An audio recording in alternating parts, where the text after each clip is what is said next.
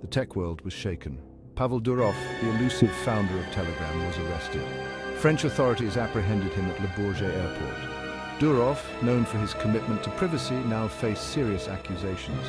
He was accused of 12 criminal violations. Among them were allegations of aiding child pornography and drug trafficking. Durov, a Russian-born entrepreneur, had long been a controversial figure. His creation, Telegram, had become a haven for dissidents and activists. It had also, according to authorities, become a breeding ground for criminal activity. This arrest sparked a global debate. Was this a justified crackdown on crime, or was it a politically motivated attack on free speech? The arrest sent shockwaves through the tech community and beyond. Governments and human rights groups alike watched closely. The case had the potential to redefine the boundaries of online freedom.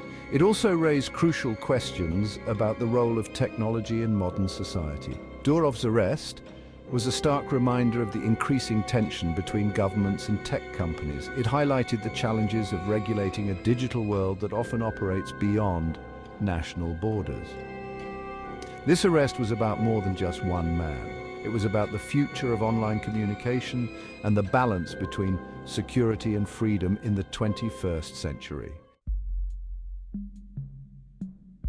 Telegram, launched in 2013, quickly gained a reputation for its strong encryption. Durov, a vocal critic of government surveillance, designed the platform with privacy in mind.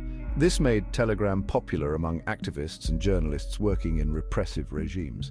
It allowed them to communicate securely and share sensitive information without fear of reprisal. However, Telegram's features also attracted less savory users. Criminal groups drawn to the app's anonymity began using it to coordinate their activities. Drug trafficking, money laundering, and even terrorism found a home on the platform. This presented a dilemma for Durov and his team. They believed in free speech and user privacy, but they didn't want their platform to become a tool for criminal enterprises. Telegram found itself at the center of a global debate. Was it possible to have a truly private and secure messaging app without also enabling criminal activity? Governments and law enforcement agencies argued that strong encryption hindered their ability to investigate and prevent crime. They called for backdoors to be built into encrypted platforms, allowing them access to user data.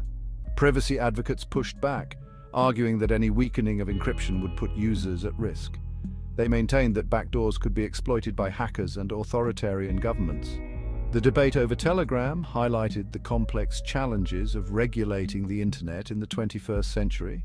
It raised fundamental questions about the balance between security and freedom in the digital age. Durov's arrest ignited a firestorm of reactions. Human rights groups condemned the arrest. They saw it as an attack on free speech and a dangerous precedent. Amnesty International called it a blatant attempt to silence dissent. The Electronic Frontier Foundation warned of a chilling effect on online communication.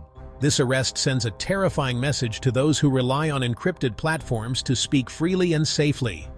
Meanwhile, some world leaders praised the arrest. They argued that Telegram had become a haven for criminals and terrorists. They called for greater regulation of social media platforms. They demanded accountability for the spread of illegal content. We must take decisive action to ensure that digital platforms do not become safe havens for illegal activities. Russia, Durov's home country, also weighed in. The Kremlin, known for its own crackdown on internet freedom, condemned the arrest. They called it a politically motivated attack on a Russian citizen. This, from a government notorious for silencing its critics, reeked of hypocrisy. It's quite ironic, isn't it? The same people who suppress free speech at home are now crying foul over Durov's arrest. The arrest exposed the deep divisions over internet freedom. It highlighted the tension between those who prioritize security and those who champion privacy. The world watched as the case unfolded, uncertain of what it meant for the future of online communication. Durov's arrest transcended the legal realm. It became a geopolitical flashpoint. The arrest occurred against a backdrop of increasing tension between the West and Russia. Many saw the arrest as a proxy war playing out in the digital sphere. Some experts argued that the arrest was a sign of things to come. They warned of a digital iron curtain descending. Governments, they argued, were increasingly eager to assert control over the internet. This, they feared, would stifle innovation and limit free expression. We're witnessing a pivotal moment in the digital age. The actions taken now could very well shape the future of global internet governance. Others saw the arrest as an isolated incident. They maintained that most countries remained committed to a free and open internet. They argued that the arrest reflected France's specific security concerns. They pointed to recent terrorist attacks in the country. Regardless of the interpretation, one thing was clear. Durov's arrest had exposed the fault lines in the global digital landscape.